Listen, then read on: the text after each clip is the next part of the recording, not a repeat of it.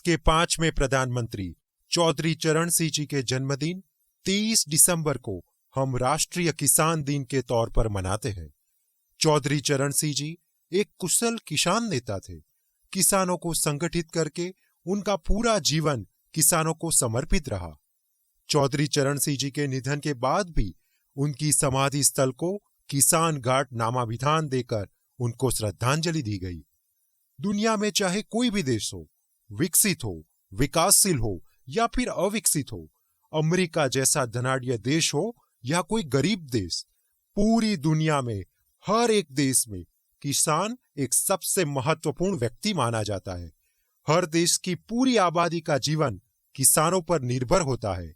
किसान अन्न पैदा करता है, इससे सबको 2 समय का भोजन मिल पाता है। इसीलिए तो हम किसानों को जगत का तात बोलते हैं। सीमा पर सैनिक नहीं होगा तो देश की सुरक्षा खतरे में पड़ जाएगी। इसी तरह किसान अन्न पैदा नहीं करेगा तो हर नागरिक भूखा रह जाएगा। सीमा पर खड़ा सैनिक भी भूखा रह जाएगा। इसीलिए किसान को सैनिक माना गया है। भारत कृषि प्रधान देश है। असली भारत गांव में बसता है।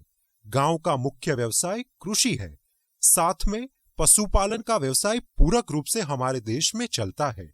हरित क्रांति और श्वेत क्रांति ने हमारे देश को आत्मनिर्भर बनाने में बड़ा योगदान दिया है। गांव की तरक्की का आधार कृषि और पशुपालन है। हम सब जो भी व्यवसाय में कार्यरत हो, लेकिन हमें किसानों का ऋणी रहना होगा।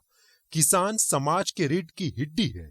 किसानों की वजह से ही अपने भारत देश के अर्थव्यवस्था में करीब 17% तक योगदान होता है। किसानों का यह योगदान भारतीय अर्थव्यवस्था में सभी चीजों के मुकाबले सबसे ज्यादा है। 15 अगस्त सन 1947 को परतंत्रता के काले बादलों को चीरता हुआ स्वतंत्रता का सूर्य उदित हुआ।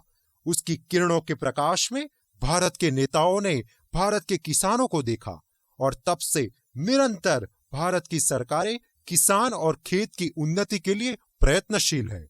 हाल ही में केंद्र सरकार ने किसान बिल के तहत कृषि सुधारों को लेकर 3 अहम विधेयक पास किए हैं।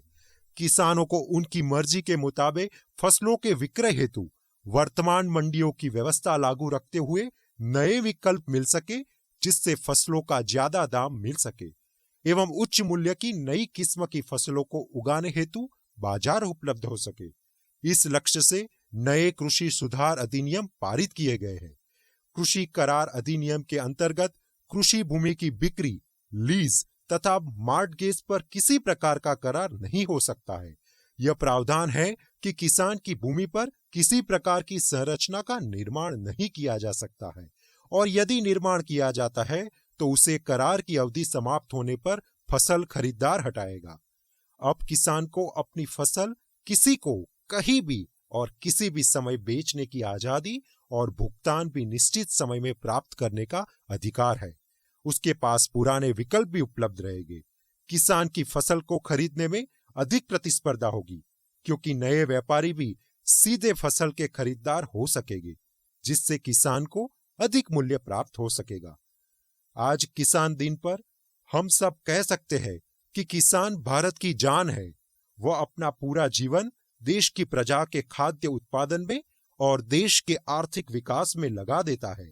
भारतवासियों को हर किसान पर गर्व होना चाहिए। जय जवान, जय किसान, भारत की शान, भारत की जान। दर्शक मित्रों, जो तमने अमारो विडियो पसंद पड़्यो होय तो अमारी कनक ओझा यूट्यूब चैनल ने लाइक, शेर और सब्सक्राइब करो। जय हिंद, जय भारत।